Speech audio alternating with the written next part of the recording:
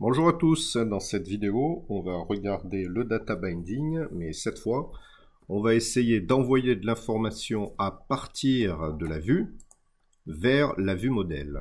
Donc pour ça je vous donne un autre stack blitz dans lequel on va regarder un exemple. Alors le stack blitz est assez simple et il est composé au départ de 3 boutons principalement. Un nombre qu'on va modifier à l'aide des boutons, là qui est affiché avec la notation moustache ici dans ma section. Ce nombre a été déclaré dans ma classe, il a été initialisé au départ avec une fonction qui s'appelle random, et dont le but est d'initialiser le nombre entre 0 et 100. Voilà.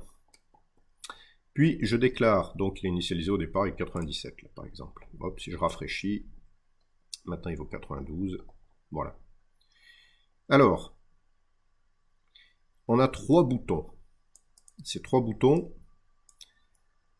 dessus, je vais définir un data binding qui va de la vue, cette fois, vers la vue modèle. Qu'est-ce que c'est? On va regarder avec l'exemple du premier bouton, qui est celui-ci.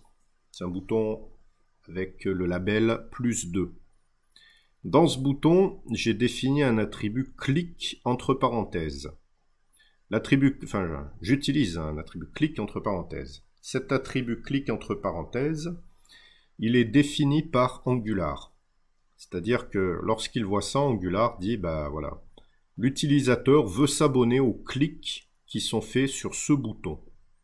Lorsque le clic est fait sur le bouton, alors je vais exécuter cette instruction. Dans Angular, ici on va s'abonner à des événements. Là on va avoir un attribut qui permet de s'abonner à un événement. Et par convention dans Angular, à chaque fois que j'ai un attribut qui permet de s'abonner à un événement, c'est un attribut qui est entouré par des parenthèses. Donc le nom de l'attribut c'est bien parenthèse clic parenthèse. Et de ce fait, par convention de nommage, on sait que là on a affaire à un abonnement. Donc je m'abonne à l'événement click. Lorsqu'il survient, je vais exécuter l'instruction nb égale nb plus 2. Voyons voir. Oui, ça marche. La même chose avec mon deuxième bouton. Cette fois, je m'abonne au clic sur le deuxième bouton et j'exécute nb égale nb moins 3. Ça marche aussi. Et puis troisième bouton, j'ai un clic qui survient sur ce bouton et dans ce cas j'appelle l'instruction random avec le paramètre 100. Enfin j'appelle la fonction random avec le paramètre 100. Je tire au hasard. Ça fonctionne. Random était défini ici dans ma vue modèle. Donc j'ai bien un appel qui est fait à chaque fois à ma vue modèle. Dans tous les cas. Et tout se met à jour et tout est bien synchronisé. Voilà. Alors on va faire des choses avec autre chose qu'un clic. On va aller voir. Oups. Aïe aïe aïe. Ah, il est un petit peu pénible avec...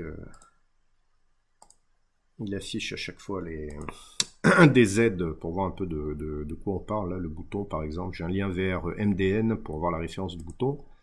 Et c'est là-dessus que j'ai cliqué. Donc, hop.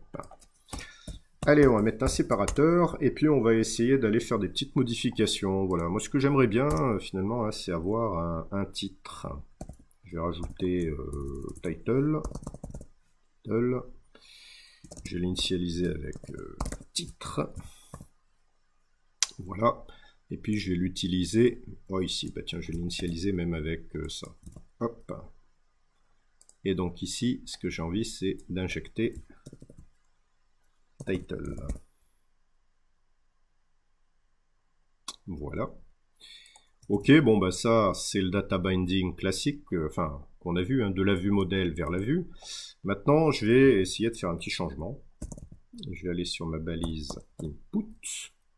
Je vais créer une balise input. Alors par défaut les balises input sont de type texte. Et voilà ce que je vais faire, je vais m'abonner à des changements. Je vais dire que la valeur, je peux pas mettre ça comme ça, Je vais dire que quand je perds le focus, donc perte de focus c'est blur. Lorsque je perds le focus,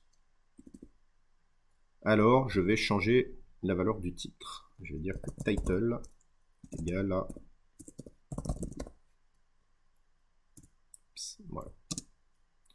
Alors voyons ce que ça donne. Est-ce que ça marche? Là je m'attends à ce que lorsque je perds le focus, donc quand je l'ai puis je le perds, je change mon titre. Alors, je vais mettre un autre titre.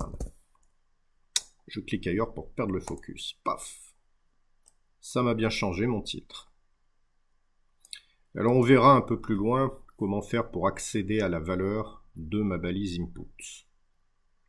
C'est pas très compliqué, mais voilà. Est-ce que j'ai autre chose à vous montrer? Oui, voilà, vous avez des balises input, éventuellement vous pouvez en faire de différents types. Input type checkbox. Voilà. Ça vous fait une case à cocher, ça. Tchac, tchac, tchac, tchac. Et comment est-ce que vous pouvez la synchroniser? Vous pouvez dire lorsque ça change. Change. Vous voyez, on vous propose des choses comme ça. Alors, par exemple, lorsque je change ce truc, je vais dire que je change NB 10. Voilà. Ce que je peux faire, clic, si je clique là, hop, ça me remet NB à 10 à chaque fois que ça change. Voilà, en faisant ça, du coup, vous voyez, j'exécute des instructions. Ces instructions, elles sont exécutées dans le contexte de la vue modèle. Et par un effet de rétroaction, les modifications que vous avez faites sur les attributs sont répercutées sur la vue, s'il y a lieu de le faire. Voilà, ça vous donne les deux grandes bases là pour le moment, pour aller vous abonner d'un côté, de la vue modèle, faire des modifications vers la vue, vous voyez que c'est assez automatique ça, et de la vue, exécuter des instructions du côté de la vue modèle. Alors voilà pour cette vidéo, on va regarder ensuite comment accéder aux valeurs des différents des balises, par exemple typiquement les balises input.